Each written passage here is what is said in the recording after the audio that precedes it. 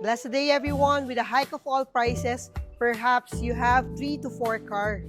Ang problema, parking. Pero with this unit that I will feature today, wala pong problem yun. West Avenue, malapit po sa Delta, malapit po sa Scout area, and even po, dito malapit rin po sa SM North, Trinoma, wala pong problem. 3-story townhouse unit, brand new po. 4 units available. Tara, pasok po tayo.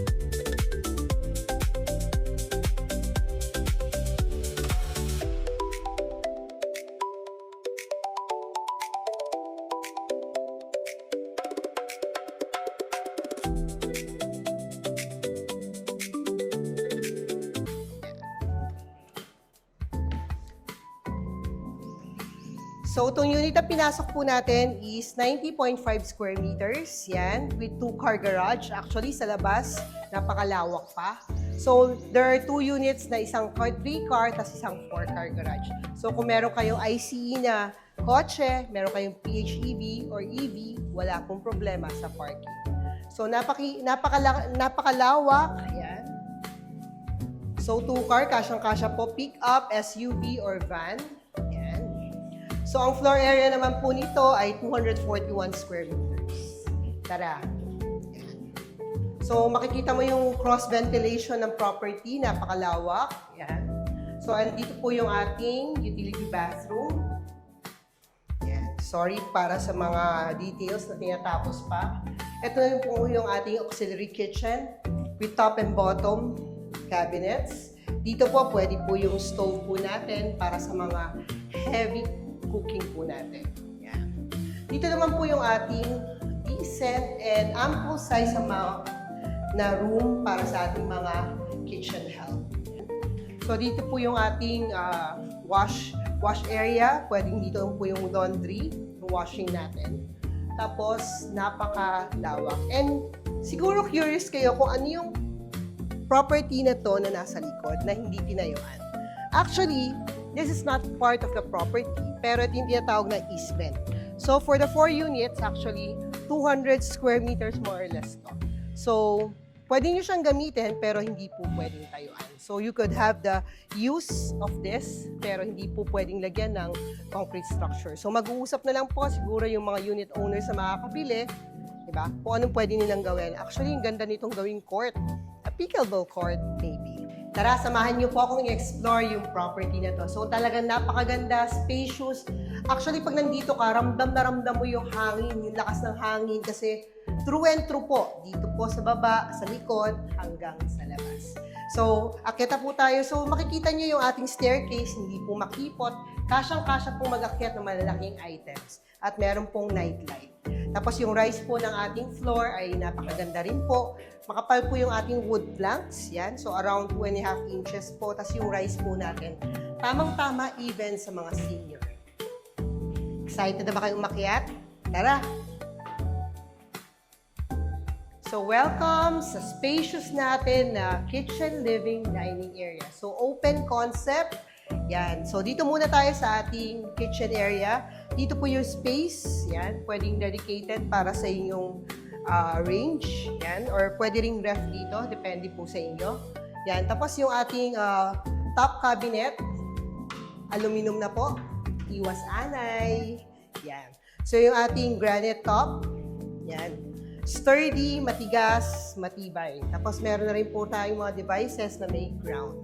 So para po sa mga electrical kitchen appliances po natin, hindi na po kailangan na adapter. So sa bottom cabinet naman po, yan.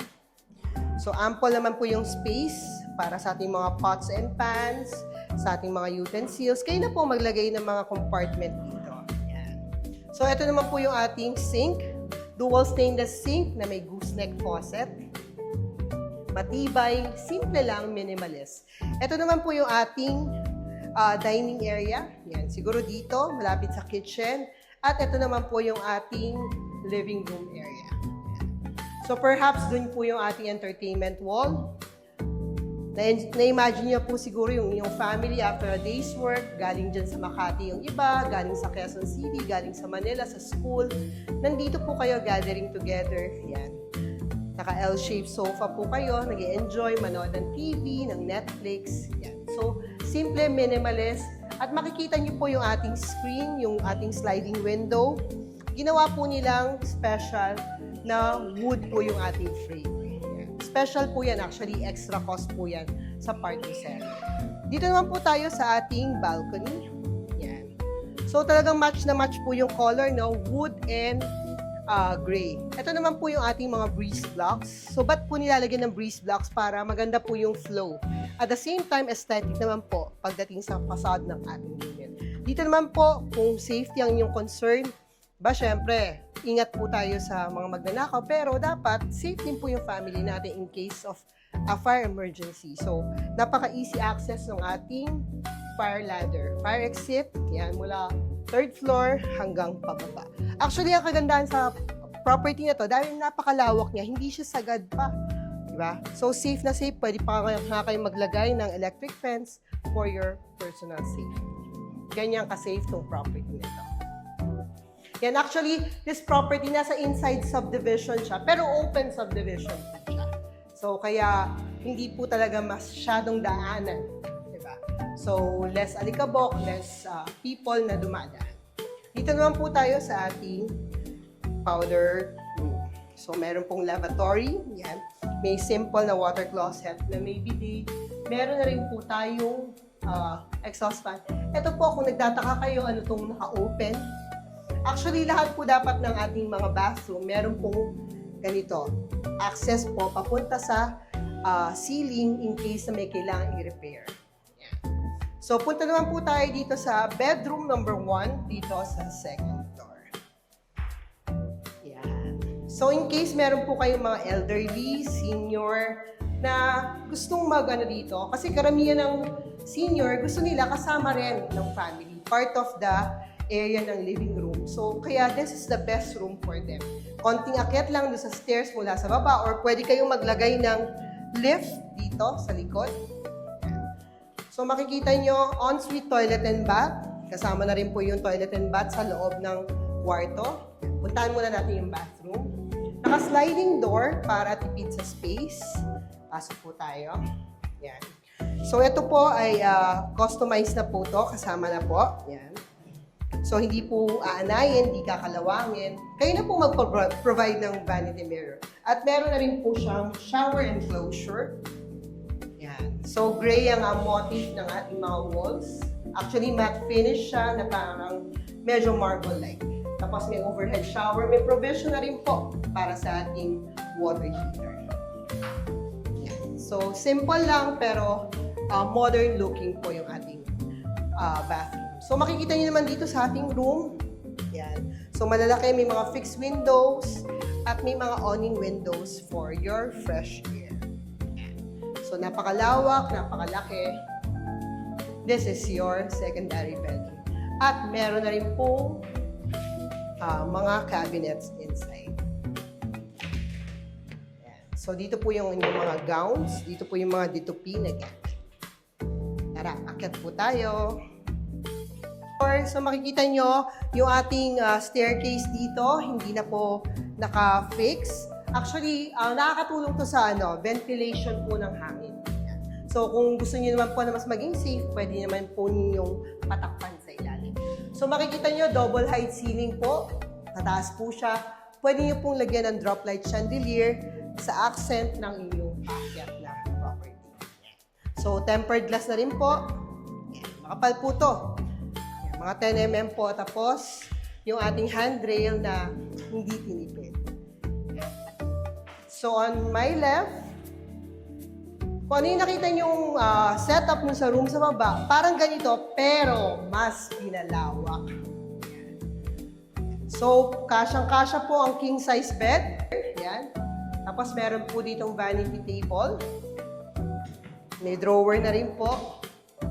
Yan. So, malaking kahoy, team gray po ang concept ng bahay. So, yung ating floor, yan. So, non-skid po, hindi ganong madulas na 60 by 60 porcelain tiles. Hindi siya makintab para iwas dulas po. Yan. So, meron na rin pong cabinets. So, pwede po itong secondary bedroom ng iyong mga kids. So, sama-sama sila or kung may malaking family kayo, pwedeng mag-bunk bed pa. So, kung kulang.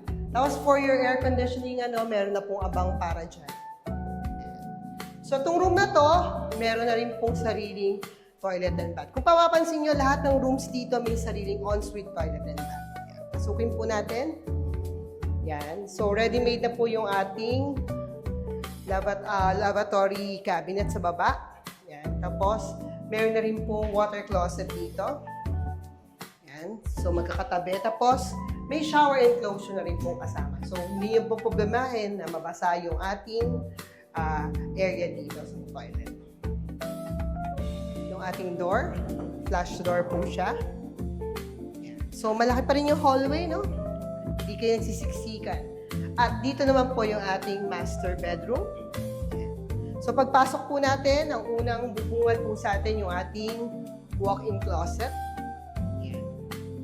Simple lang, pero kasyang-kasya, functional po para sa inyong mga gamit. Dito naman po yung ating master bathroom. Yung lavatory. Actually, lighted pa po ito eh. May kailangan na isaksak yung ating water closet. Na tamang-tama po yung size, height. Meron po tayong tissue holder na kasama. At yung ating shower area. May overhead rain shower na rin po. Gaano kaya kalaki yung master bedroom? Tara! Wow! Kung gaano kalaki yung kabila, actually, almost pareho. Pero actually, mas malaki itong kwartong to at ito yung tinatawag na master bedroom. Kasi nga po, meron pa siyang walk-in closet. So, perhaps dito po ilalagay yung ating aircon. Yan. So, andyan po yung drain. At pwede po kayong maglagay ng side table kay Mr. at kay Mrs. Talagang napakalaki. Bihira actually yung ganito kalaking property. Diba? So, yung ating sliding door naman po dito, sliding window, makikita nyo ang kapal. Kung nafe-feel nyo, konting ASMR. Ganyan kakapal po yung screen na nakalagay. So, kung gusto nyo pong open lang, yan, especially pag hapon, and then ayaw nyo naman ng malamok, lalo na pag gabi, pwede naka-screen. Diba? So, kagaya sa baba, so ito yung ating balcony area. Pwede kayong magmuni-muni, mag-isip-isip. Naririnig nyo ba yung mga huni ng ibon? Kung gaano katahimik dito. So, after a long day's work sa office, sa school, na ang daming hustle-bustle, gusto mo naman ng konting peace. Diba? So, matatagpuan mo dito to sa property na to. Yan. So, kung ikaw ang hinihintay na buyer ng property ito, kindly message me or call me at 0927-331-7657. Again, this is your licensed broker and appraiser, Nancy Guerrero, always at your service. From Blessed House Real Estate Services, kindly follow my YouTube, TikTok, and even Facebook. Tara, schedule na po tayo ng viewing. Baka ito na yung property hinahanap nyo. Dito lang po, at the heart of Quezon City. So dito sa property na to, it has a lot area of 90.5 to 113 square meters and a floor area of 241 to 284 square meters. So nagva-vary po yung size ng 4 na units. Merong 2-car garage. Actually, yung 2-car is an understatement. Kasya nga dito yung 3 car. At actually sa labas, ang laki pa ng bangketa at napakalawak ng daan. So yung dalawang units, yung isa 3 car, 3 to 4, yung isa 4 to 5 car garage. So kasyang-kasya. Walang problema kung napakarami yung kotse. Diba? So again, see you on your next viewing schedule. Bye!